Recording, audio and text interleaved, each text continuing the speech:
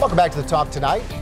Outreach workers will scour the Syracuse area this evening. They've already done some of this today, looking for people who don't have a place to live, under bridges, even in hospital emergency rooms, maybe some of the shelters tonight. It's part of the annual census of homeless people required by the federal government.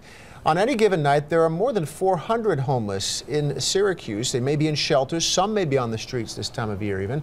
Tonight we're joined by Dr. Mary McLaughlin, a rehabilitation psychologist who has really dug deep into this issue, trying to find some answers.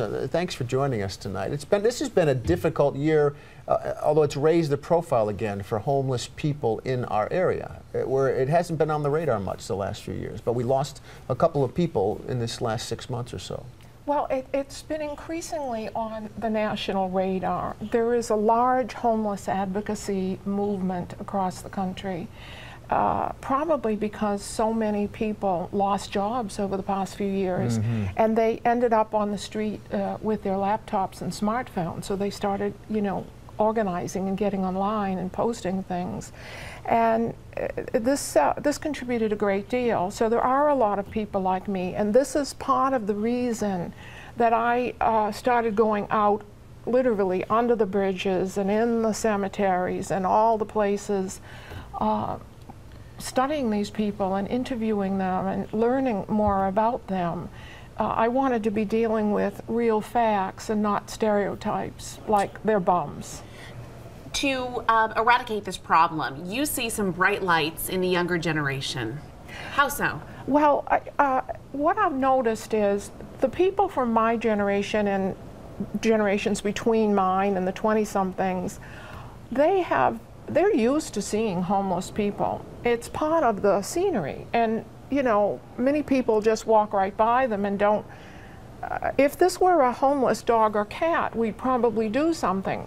But what's most shocking is these are homeless human beings, and they're just as entitled to services and help as the animal population. But for some reason we don't respond, and I think that is because we've bought into the notion that these people are bums or losers, or that they deserve what's happened to them. So who are the homeless then? How would you define who they are? They're disabled. When we talk about the chronically homeless population, of the 100% of homeless people, a lot of them are going to land on their feet in a few miserable months, like a young mother with children and so forth. But the chronically homeless population is that 10 to 20% that's out there for years. We see them on the street. They get worse and worse every year, their health. And these people die. I mean, the average age of time of death for a chronically homeless person is 46, whereas the life expectancy for a housed American male is 77, more than 30 years older. So what can people do? People who are watching this right now who maybe would like to do something to help, what would you suggest? Definitely one thing, what I did, because I was able to get my homeless contacts off the street, and they were all chronically homeless. Advocacy. Advocacy is the most important strategy.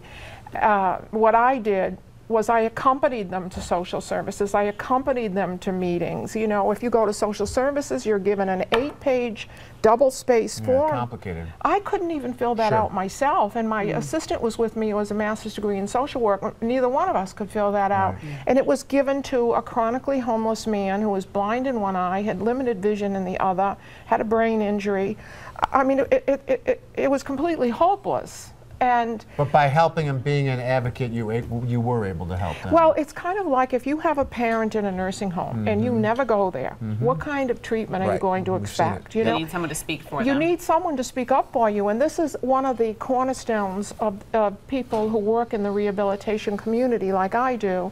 Advocacy is very important. So I think if viewers could commit to one person and follow them to all of the appointments they have to go to, make sure they get there, give them what they need to fill out the forms, the bus fare. It doesn't take much. That'll be a start. Mary, we're out of time on this issue, but the issue is going to still be here, so we'll have to have you back to talk again. Thank you. Yeah. I'll bring one of my contacts with me when I come. Good idea. Thank you, Mary. Appreciate that. Thank you.